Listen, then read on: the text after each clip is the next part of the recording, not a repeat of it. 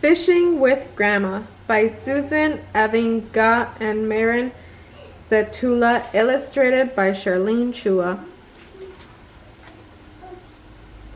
As Gila and I ran up to the Anastique's house, we could see her through the frosty window, sitting on the floor with a large sealskin in her lap.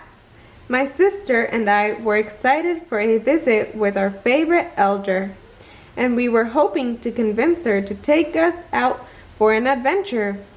"Hello, kids. It's so nice to see you," Grandma said as we ran through the door. "Hi, Anastique," we said. The house smelled of fresh bannock, and we could hear upbeat fiddle music playing on the radio. Once inside, I grabbed some strings that was lying on the coffee table, and Jella and I played string games as Grandma sewed. "Anastaque," I said after a few minutes, "we would love to go on an adventure with you today." "That sounds like fun," Grandma replied. "What were you thinking?" I saw that Jella had made a fish with her string. "How about jigging for fish?" I suggested. "Ati, let's go," Grandma cried. She was always happy to get outside and show us new things. Grandma told us what clothing and equipment we needed to bring in order to stay warm. She told me to layer my clothing so that I would not sweat when I chipped the ice.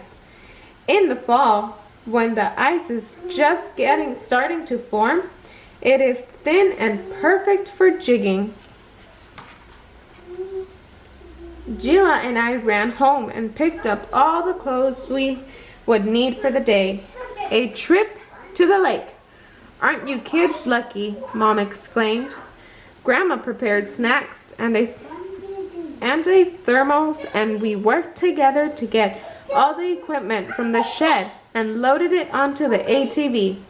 We put on our helmets and set off.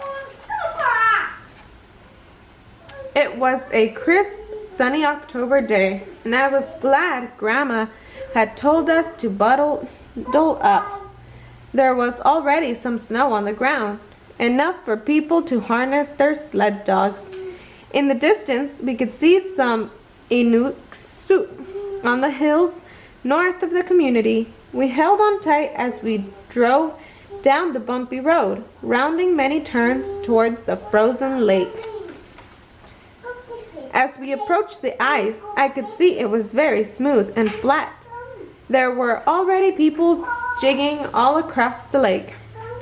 Grandma parked the ATV on the shoreline, and Jella hopped off and excitedly ran around in the snow. Grandma explained how to test the ice to make sure it was safe to walk on. She jabbed a long rod onto the ice to see if it would break through. If the rod did not break the ice, it was safe to walk on. We then took our gear out onto the smooth, glassy surface. "This will be a good spot," Grandma told us. "Not too deep and not too shallow." It was pretty sure my Anastique knew everything. "This is a CHUA," Grandma explained, holding up a long wooden tool with a sharp chisel blade at the end. "It is used to make a hole in the ice. Lift it up and thrust it into the ice, slowly chipping away the ice to make a hole." Grandma demonstrated a few times before handing the CHUA to me. I happily grabbed hold and began chipping. "Wow, this is hard work," I said as I continued to work. Grandma scooped away the ice chips from the hole using an ice skimmer. After a few more minutes, water suddenly came rushing up through the ice. "Elianat," Grandma explained. "One hole done, 2 more to go." When the holes were finished, Grandma showed us how to prepare our fishing lines to jig. The fish like flashy colors, said Grandma, so we should always use brightly colored lures. My favorite are lures with red on them. The fish really like those. I decided to try a brilliant pink lure. Uncoil your line into the hole, Grandma told us, until it is just above the lake bottom, about 10 feet down. We followed Grandma's instructions, lowered our lines into the water. We were finally ready to start jigging. Just hold your jigging sticks and make small movements with your wrist, Grandma shouted from her hole. Wow, I can't see the bottom of the lake. I can even see some fish swimming. Bye, I yelled back. From time to time, I would look up from my fishing hole and listen to the sound of the lake. Ravens flew by, calling, cock, cock. I could also hear skiddos and ATVs in the distance. Every now and then, I heard excited voices shouting, "It's going to your hole," or "I got it." The ice was alive with wonderful sounds. After laying at my hole for a while, focusing on my line, I suddenly felt a small bite. "A fish! I've got a fish!" I yelled. "Alianat," Grandma called back excitedly. "Pull up the line as fast as you can so that you hook it." Grandma came over to my hole and showed me how to bop the fish on the head to stop it from squirming. Jella eagerly watched. We continued to jig for the rest of the day, only taking a break to have tea and some yummy bannock. We ended up catching a lot of Arctic char, far too many for our family to eat.